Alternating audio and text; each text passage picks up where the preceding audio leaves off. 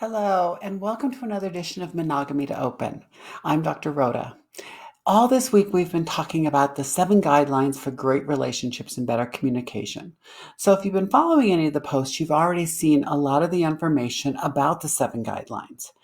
And like last week, we were talking about how important it is when you're making the change to an open relationship to make sure that the strength and health of your foundation is solid. And that is so important when you're making this change. It can make all the difference between success and failure. And the 7 guidelines are a wonderful tool to use to help with strengthening the foundation and health of your relationship. So I often talk about it with people because it is so very important. Now, if you've been reading the pieces all week, you know that there's a number of different things that are important to think about. And these are not things that most of us don't know. We tend to already know these things. The problem is that we've gotten into poor habits and we don't do them. And so often when I give people this piece to use as a relationship builder, I often tell them, you have to do more than just read this over once and be like, oh yeah, that's good information. Yeah, that makes perfect sense. You need to read it multiple times so it really starts to sink in, and you start looking at these different pieces as not just great information that, oh, my partner should do, but I'm just fine. It's more about taking it in for yourself and looking at these different 7 things and saying, which of these things do I need the most help with? Which of these things could I start focusing on and making some improvements?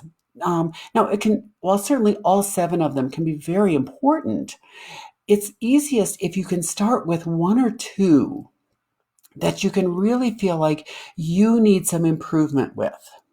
Maybe you could do a better job of really accepting your partner as they are. Or maybe you could do a better job of supporting their goals. Whatever it is, pick 1 or 2 to start with. And really, as you catch yourself going back to your usual poor patterns, catch yourself and start to make changes. That's the easiest way to make this work. And also, one of the things I always tell people is that while you may look at this and think this is great information and you want to share it with your partner, absolutely share it with them. But do not give this to them and say, you need to do this. You're making all these mistakes. You need to make all these changes. That's a surefire way to have this backfire on you. It's a great way to build up the defenses and the resentment, and nothing's going to change. So absolutely share this with your partner, but don't be telling them what they're doing wrong and how they should do it better. If nothing else, remember, your relationship is a dance. And you guys are used to doing your usual steps. So if you change your steps by focusing on a couple of these things, maybe expressing appreciation more frequently, therefore, that's going to change the dance between the 2 of you. And now they're going to have to react differently.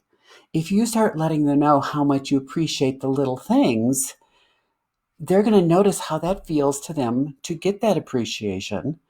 And now they're going to have to start realizing, oh, maybe I should do more of that too. Maybe I also need to tell my partner how much I appreciate certain things about them. Or if you start being better at admitting when you're wrong, well, now that gives your partner the access to make it easier for them to admit when they're wrong.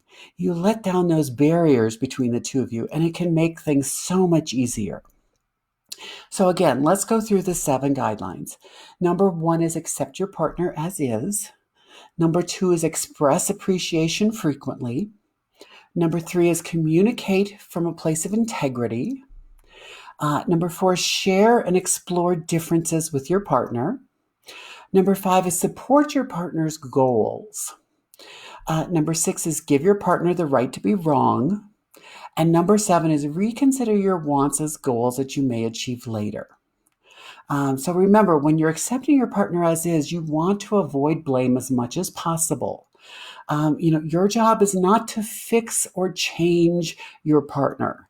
At the beginning of the relationship, you You took on this relationship knowing who your partner was. You can't give in to that societal myth that, oh, we can change them, or, oh, once we reach this milestone, whether it's we get married, we move in together, we have children, whatever it is, that, oh, they're going to change. You already know that that's not going to happen. So the more you can accept that this is the way it is, the better it is. Now, of course, that has limits.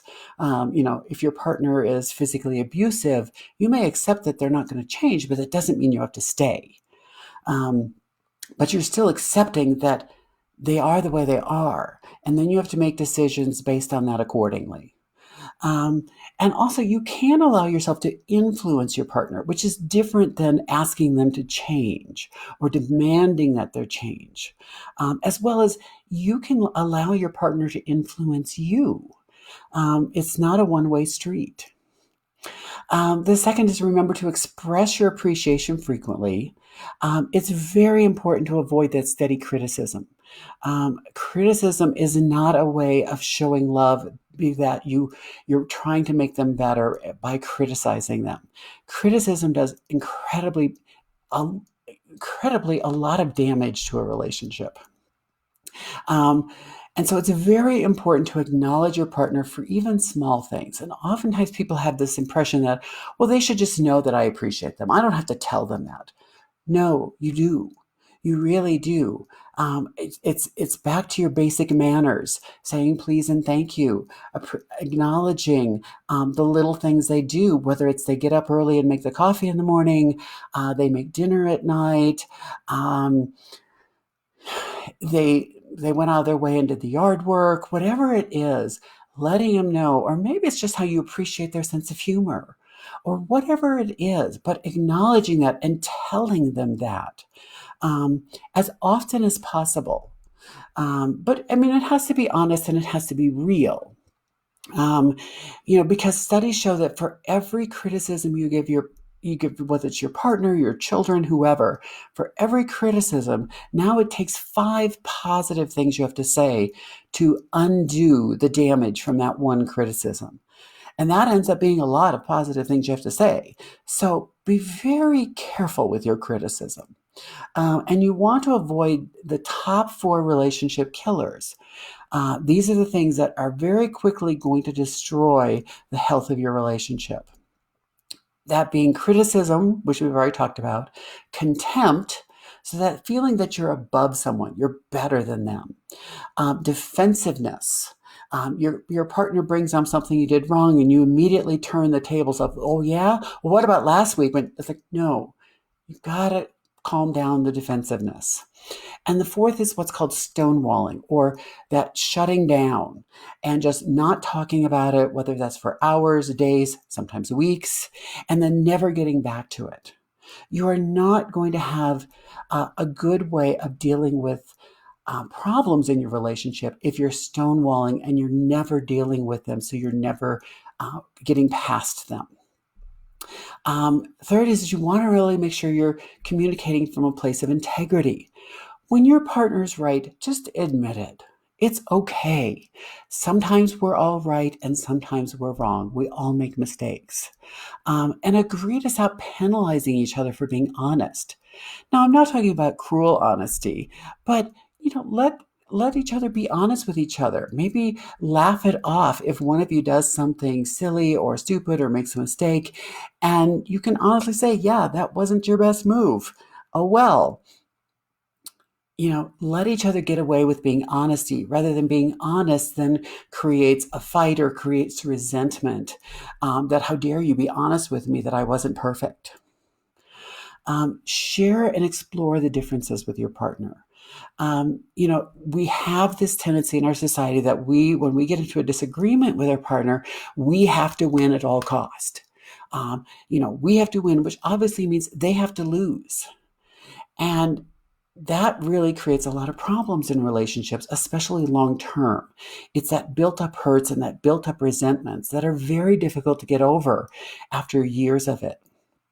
So you want to think about your disagreements and move towards a resolution that really accepts parts of both your views and be aiming for a win-win solution. or at least agree to disagree. And that's okay. And try to compromise without pretending you necessarily agree. But sometimes it could be like, well, you could be right. Maybe I am wrong, but I still believe what I believe. That's okay. Um, Also, make sure you're supporting your partner's goals. Now, it's very important that when you're supporting your partner's goals, this does not mean you have to surrender your own goals or your own beliefs. It's very important, even when you're as a couple, that you still individually each have your own goals. But it's also good as a couple to have goals together and to talk about where do you see your life in 5 years, in 10 years. We tend to do this a lot very early in the relationship when we're getting to know each other and we're talking about where we want to be. And we forget that along the way, these goals are not written in stone and they change as life changes. And as we go along this path, we have to reevaluate what the goals are. Because the goals you have at 20 are not going to be the same goals you have at 40 or the same goals you have at 60. They're going to change. And so that's important that you continue to talk about that as you go through this journey together. Be sure to give your partner the right to be wrong. We are all fallible human beings. We were designed that way. For whatever reason, Mother Nature made us the way we learn is by making mistakes. It is how all of us learn. And yet, somewhere along the way, someone teaches us that somehow making mistakes makes us um, flawed. It's humiliating. It's embarrassing. It's somehow bad to make mistakes. And yet, that stops us from trying. It stops us from growing. Because when we're making mistakes, we're learning. We're learning how to try to tweak things and do it slightly differently. And that's an important process that we all need to do in order to grow and be better. And it's very important to admit when you're wrong.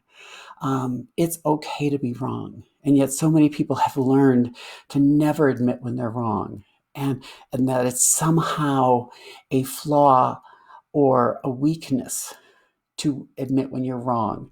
And actually, your weakness is by trying to pretend that you're always right. And last is remember to reconsider your wants as goals that you may achieve later.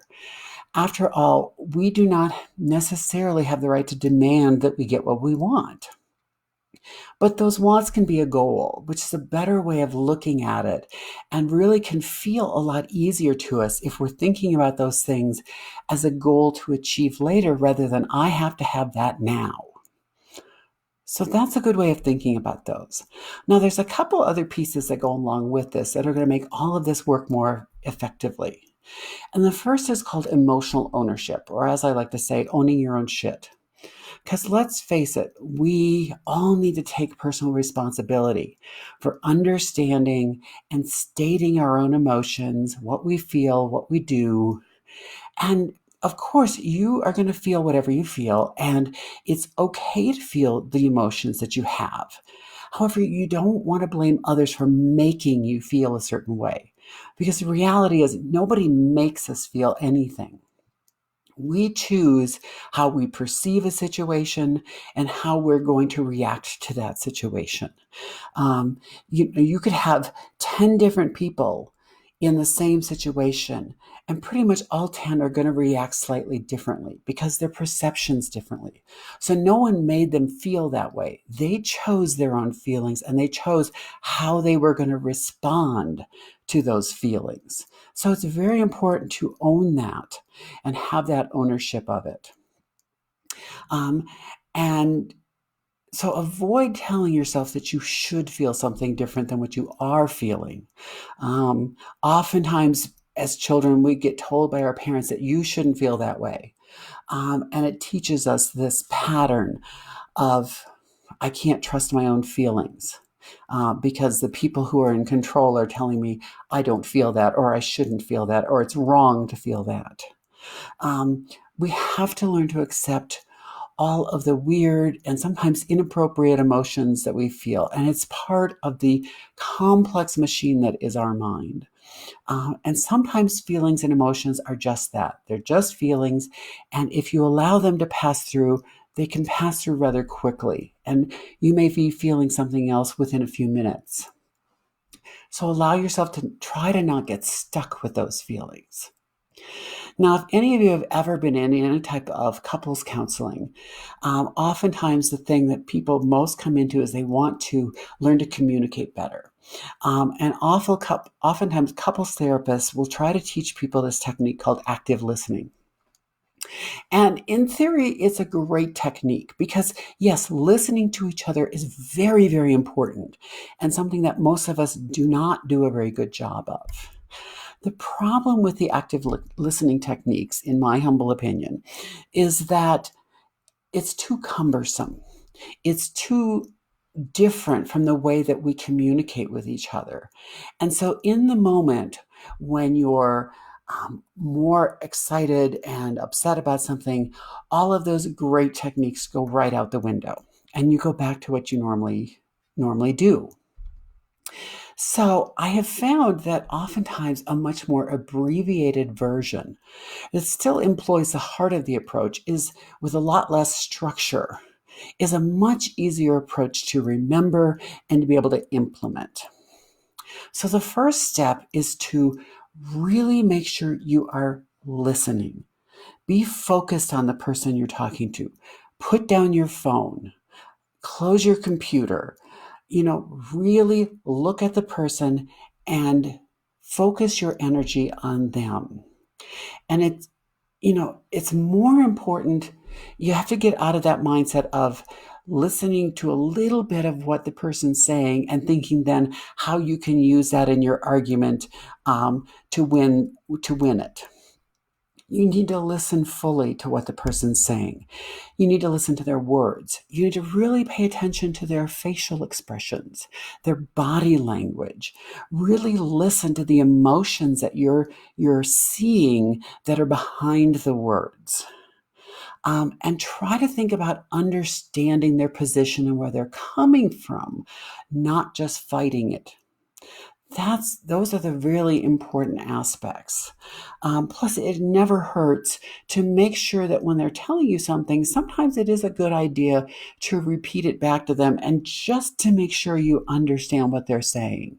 That if you're not completely sure, it never hurts to say, make sure I got this right. What I'm understanding you're saying is X. Because they may come back and be like, no, that's not what I mean at all. So before you start coming back at them with blah, blah, blah, blah, blah, you're wrong, this and that, make sure you even really understand what they're saying. Because so many misunderstandings could be avoided if you just double check to make sure you really understand the message, the meaning, and their point of view. So that's all for today. Thank you so much for joining me. Next week, we're going to talk more about another piece that's very important when to learn in order to make sure that you are having a healthy transition to your new open relationship, and more things that are important to understand and learn. Thanks so much for joining me. If you haven't already done so, please feel free to join the private Facebook group called Monogamy 2 Open. So that's monogamy, the number 2, and then open. And that will also give you more access to articles, to discussions, and to support if you feel you need it while you're making this transition, so that you can learn from other people who are also going through this process or who have been through this process. Thanks again for joining me. Have a wonderful weekend, and I'll see you next week. Bye for now.